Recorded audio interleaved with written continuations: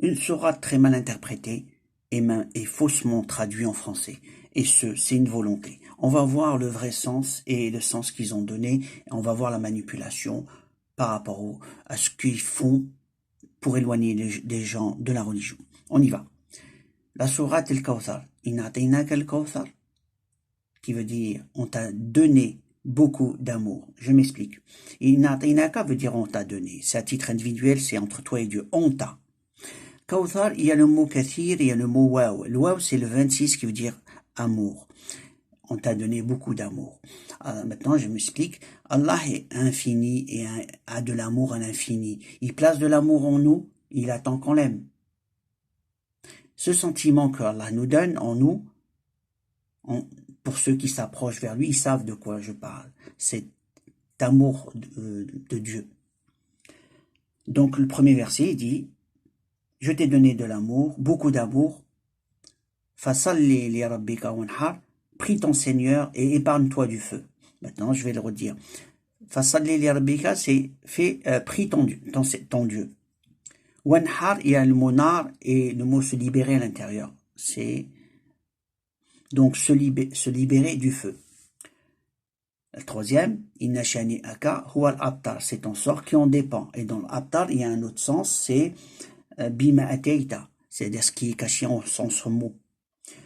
Bima ataita qui veut dire de ce que tu as amené. Donc, tes actes de ce que tu as amené dépendra donc ton avenir futur, donc le châtiment ou le bonheur.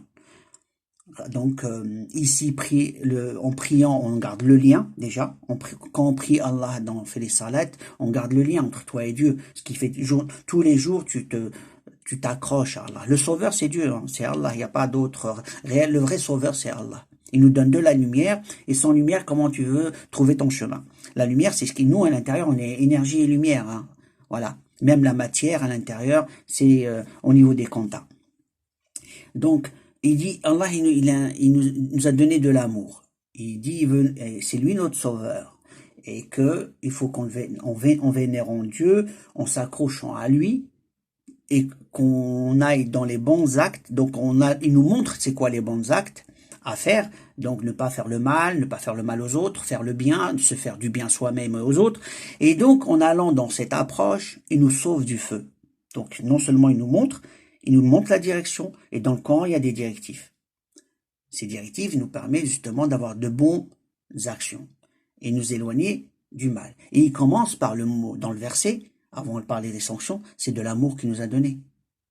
Est-ce que les gens vont, dans l'amour, dans leur journée, penser à Dieu et de l'amour de Dieu? Voilà. Ceci, c'est au niveau du verset Al-Kawthar, c'est la relation qu'on a entre nous et Dieu et nos actes. Ici, on va parler de leur aberration, d'interprétation et manipulation. C'est vraiment de la manipulation. Ici, il parle dans le troisième verset de haine et sans prospérité, et le deuxième, il parle de sacrifice. Donc déjà, il parle de sacrifice, donc vous voyez de quoi on peut imaginer. Il parle donc, il parle de haine et de sans prospérité si tu désobéis. Donc on revient au texte réel, puisque ce qui est subliminal, ce qui rentre dans les lectures sans lire, on va dire. Alors, je vais lire le texte. Nous t'avons certes accordé l'abondance, accomplis la salade pour ton Seigneur et sacrifie, celui qui te hait sera sans prospérité. Premièrement, visuellement, quand tu vois, c'est les mots qui arrivent, c'est ces trois-là. Et il y a une répulsion par rapport à ceux qui sont censés, qui ont du cœur, donc ils vont pas aller dans la religion, ils vont voir ce texte, ils vont dire ce que c'est, il y a une répulsion. Et c'est provoqué. Et la deuxième, c'est que ceux qui sont dans la religion, ils vont comprendre mal l'interprétation du Coran, parce qu'ils lisent pas l'arabe, et ils vont aller dans l'approche de l'obéissance à des tarés qui vont les manipuler pour se sacrifier, par exemple. Et au niveau de la haine, de l'obéissance aux prophètes.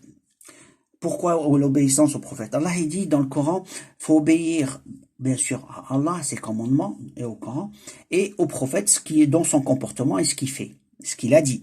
Et dans les hadiths, donc ceux qui ont vécu avec lui, ils obéissaient aux prophètes. Mais nous, il n'est pas avec nous. Donc ils ont laissé des écrits. Sur ces écrits, certains élites ont rajouté beaucoup d'écrits à l'intérieur pour qu'on un, pour nous éloigner de la religion, de la vraie pratique, et deux, pour obéir à leurs conneries. Et comment ils ont fait? Bon, ils ont rajouté, au fur et à mesure. Hein. C'est comme un dictionnaire qu'on veut rajouter. Allah a protégé le Coran, il n'a pas protégé les hadiths. Hein.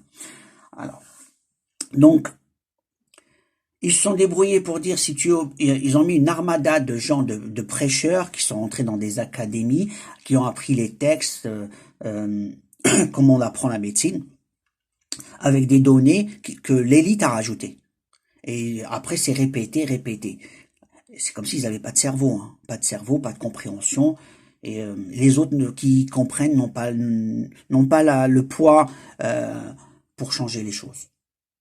Et maintenant, on voit bien que, ils ont formé Daesh, ça veut tout dire, hein, l'horreur. L'horreur. Anti-religion. Il est le contraire de la religion.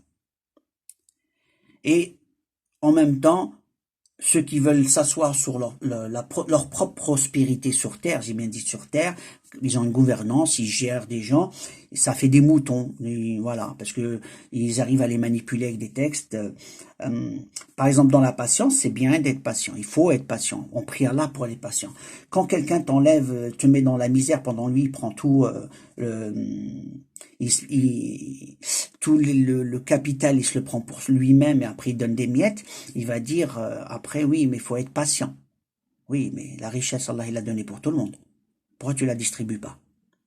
Donc, dans l'interprétation, lui, il va se payer des maisons à 1 million d'euros, va se faire un salaire à 1 million d'euros par mois, pendant que toi, il va te donner, 50 euros, c'est pas, un truc dérisoire, ou rien du tout, même pas de travail, même pas de quoi manger. Et après, il va te dire, faut être patient. Ouais. Oui, il faut être patient.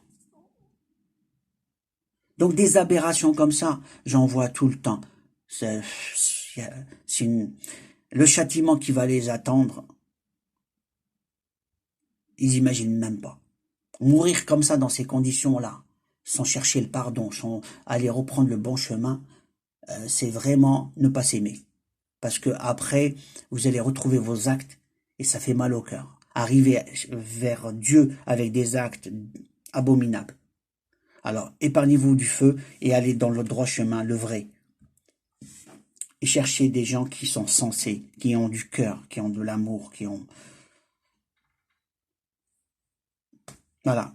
Il faut déjà aimer Dieu et aller dans des trucs très simples pour comprendre les profondeurs de ce que Allah nous dit. Je vous dis à la prochaine vidéo.